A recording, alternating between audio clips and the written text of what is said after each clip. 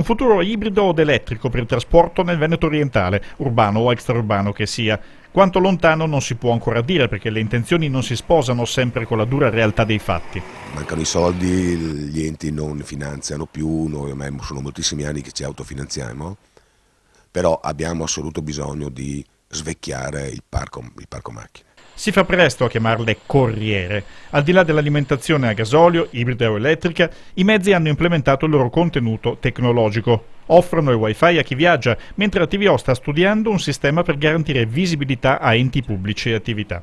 La Socialteca, un aggregatore di social dove trovare gli eventi, i ristoranti, le passeggiate. C'è la possibilità da parte di tutti gli enti, quindi i comuni, la città metropolitana e anche diciamo di soggetti economici del territorio, di poter promuovere eventi di eccellenza e tu li hai tutti lì. Quindi Socialteca chiaramente è un raccoglitore di situazioni di social, quindi Facebook, Twitter, piuttosto che Instagram, eccetera. Punto dolente sono i progetti per lo sviluppo delle autostazioni. A San Donà la città metropolitana potrebbe accedere a un finanziamento comunitario di circa 6 milioni per trasformare la Porta Nord in snodo strategico.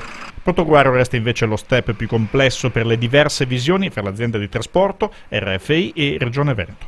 Io credo che, parlando anche con dirigenti di RFI, sia fondamentale avere a Portogruaro un'autostazione che sia decente. Adesso è un'autostazione post bellica, come la chiamo io, ed è brutta da vedere, poi ha un impatto assolutamente negativo per il turista che arriva, perché lì scendono le persone che poi vanno a Caorle piuttosto che a Bibbione, piuttosto che in altri posti.